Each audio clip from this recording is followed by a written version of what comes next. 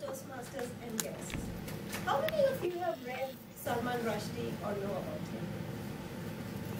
So, in one of Rushdie's books, Step Across This Line, there is a nice quote. And there he says, okay, can I write it here? Okay.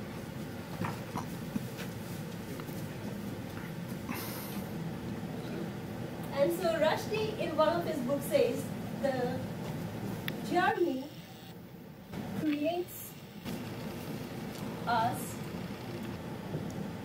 we become the frontiers. So we cross. When I read this quote, I felt it resonated with me pretty well. It makes a lot of sense if you think of it. We become the person we travel. When we travel, we have new experiences that shapes us. And when we migrate to some new place, we get assimilated to the culture. And that influences what we define as basic, but it will be luxury in some other part of the world. I didn't think of this until last summer when my professor decided to send me to Bangladesh. I thought I've lived a quarter of my life in India, so going to Bangladesh, which is just a neighboring country, should not be very different. After all, how different can India and Bangladesh be? But no. Now I have lived in US for almost 5 years, and so a lot of things have changed. A lot of things I would now consider very basic, but it would be a luxury when I go in that part of the world. My first encounter that I had started moving from a to a non-Western and a non-civilized society was when I reached at the Dubai airport. I had a 12-hour lag at the airport, and I had to ask for a lounge pass.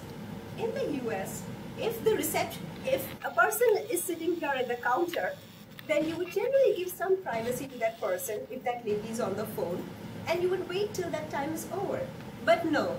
A lot of people at the Dubai airport, most of them who are these uneducated people trying to get on the same plane, they would think I was not in the queue. And so, while the lady is talking on the phone, a lot of these people would be standing right here waiting for her to finish her call. I let this happen for 1-2 times. Then I decided to move a little bit closer. Again, the same thing happened. People don't think I'm in the line. Finally, I realized that if the person is standing here, I need to be this close. Forget the body odor and everything. Only then, and then also if there is some space, I'm not exaggerating, somebody will try to come in between. Finally, I had to say that, excuse me, I'm in the queue. So that was my first experience that I was going to some other part of the world where a lot of things are not the norm.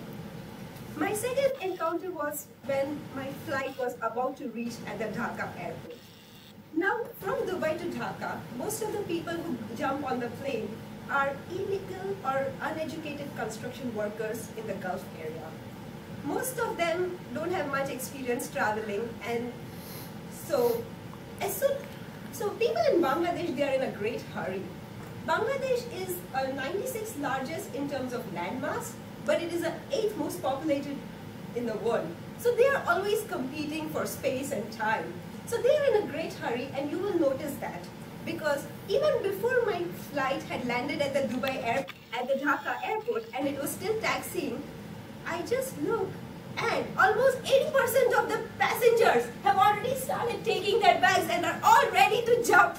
And it was like, and the flight attendant had to tell everyone that please wait, we are still taxiing, you cannot get off the plane. I almost thought that I'll be crushed. It was pretty scary, but I decided how I should be street smart and adapt to the situation. Now I reached at the Dhaka airport. At the Dhaka airport, my biggest challenge was, how do I even see whether my bag is on the carousel?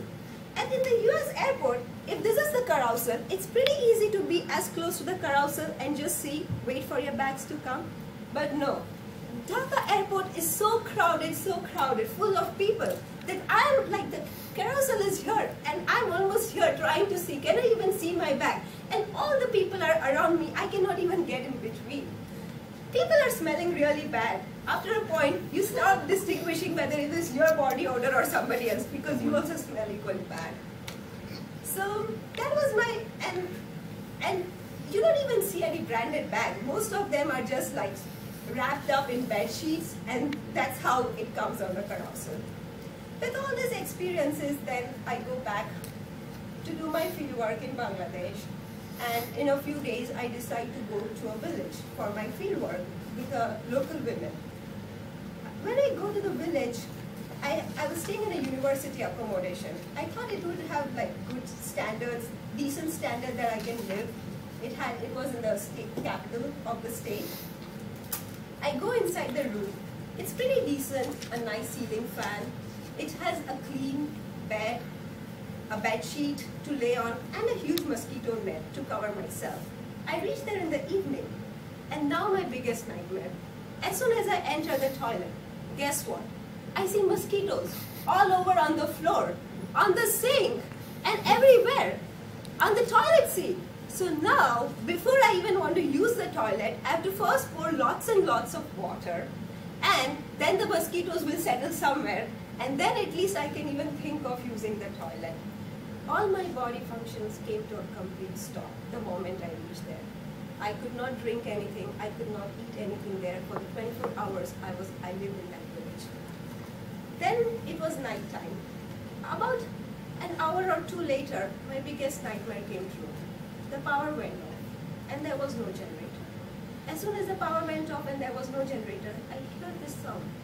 Gun, gun, gun, gun, gun, gun, gun, gun, gun, gun, gun, gun, gun. Can you guess what was that?